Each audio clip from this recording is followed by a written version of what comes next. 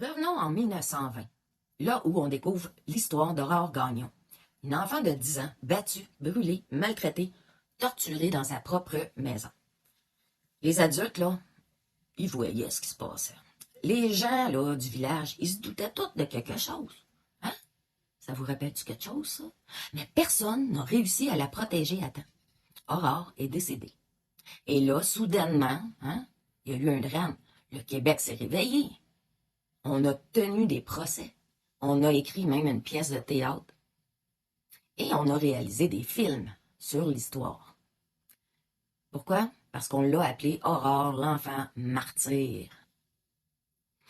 Après ça, évidemment, on s'est juré que plus jamais un enfant ne serait abandonné de cette façon par toute une société. Évidemment, au Québec, plus jamais veut dire plus jamais jusqu'au prochain drame. L'histoire d'Aurore n'a pas en soi créé directement la DPJ, mais elle a profondément marqué notre mémoire collective et notre façon de voir la maltraitance envers les enfants. Il aura quand même fallu attendre jusqu'en 1977 pour que le Québec adopte la loi sur la protection de la jeunesse, telle qu'on la connaît pratiquement aujourd'hui. Presque 60 ans après la mort d'Aurore. Parce qu'au Québec, lorsqu'il est question de protéger les enfants, on aime parfois prendre notre temps. Cette loi devait donner une voix aux enfants.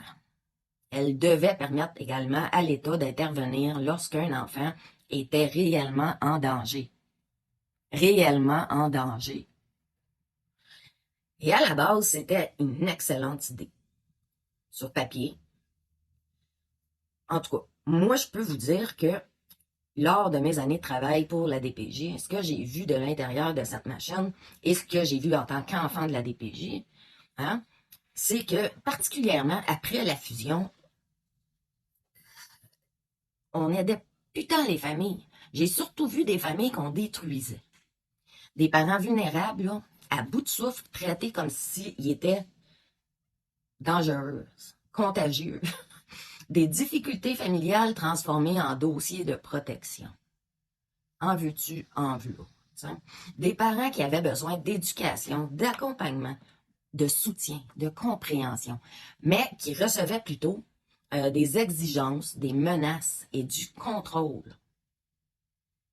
J'ai vu des décisions prises rapidement dont les conséquences allaient durer toute une vie pour ces familles-là.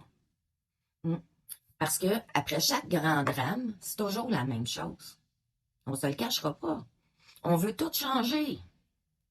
On veut resserrer les règles. On veut intervenir plus vite. On veut aussi ouvrir davantage de dossiers. Il faut prouver que c'est efficace. On veut que plus jamais personne ne puisse dire « vous n'avez pas agi ». Alors, pour se protéger comme système, on finit parfois par intervenir partout plus fort et plus rapidement. Mais agir plus fort ne veut pas nécessairement dire agir mieux. Retirer davantage d'enfants, là, ne garantit pas qu'on les protège. Multiplier les règles ne remplace pas le jugement professionnel et la maturité. Et surveiller une famille sans lui donner les moyens de changer, c'est pas de l'aide. Oui, il faut de la surveillance. Oui, certains enfants sont réellement en danger. Oui. Oui, il existe des situations où le retrait est nécessaire pour sauver un enfant. Je ne le nierai jamais. Mais entre ne rien faire et arracher un enfant à sa famille, il existe tout un monde. Et ce monde-là s'appelle la prévention. L'éducation parentale. L'intervention à domicile. L'accompagnement intensif. Le soutien en santé mentale. La stabilité des intervenants. Et surtout, le temps nécessaire pour comprendre réellement ce qui se passe dans une famille avant d'y foutre le bordel. La vulnérabilité, ce n'est pas automatiquement de la maltraitance, là. Un parent épuisé n'est pas nécessairement un parent dangereux. Un logement imparfait ne signifie pas qu'un enfant n'est pas aimé. Une famille désorganisée n'a pas toujours besoin d'être séparée. Elle a peut-être simplement besoin d'aide, d'écoute, de compréhension. Mais aider une famille demande du temps, de la compétence, de la nuance et des ressources. Beaucoup de ressources. Alors qu'ouvrir un dossier, cocher des cases et imposer des mesures donne rapidement l'impression que quelque chose a été fait. Puis lorsqu'un enfant meurt, malgré les signalements et les drapeaux rouges, on recommence le même spectacle. Une enquête, une commission, un rapport, des nouvelles recommandations, une conférence de presse pour bien paraître, et la phrase officielle préférée du Québec: « Nous allons nous assurer que cela ne se reproduise plus. » Comme après Aurore. Comme après tant d'autres enfants. Comme après la petite fille de Granby. Ça vous rappelle quelque chose, là, hein? On durcit ensuite le système pour tout le monde, sans nécessairement régler ce qui a vraiment permis au danger de passer entre les mailles du filet. Le problème n'est pas simplement que la DPJ intervient trop ou intervient pas assez. Le problème, selon moi, c'est qu'elle n'intervient pas toujours de la bonne façon, au bon moment et auprès des bonnes familles.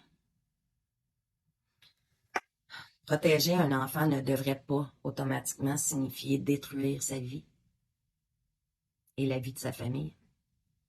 La véritable protection, c'est d'abord de savoir distinguer une famille dangereuse d'une famille vulnérable. C'est surveiller quand c'est nécessaire. C'est intervenir fermement lorsqu'un enfant est réellement menacé. Mais c'est aussi éduquer, accompagner, écouter, soutenir les parents, pendant qu'il est encore possible de réparer les choses. Aurore, l'enfant martyr, est devenu le symbole de l'enfant que tout le monde voyait souffrir, mais que personne n'a su protéger à temps. Et puis plus de 100 ans plus tard, la question n'est pas seulement de savoir si le Québec se souvient d'elle. La vraie question, c'est combien de familles vulnérables allons-nous détruire au nom de la protection?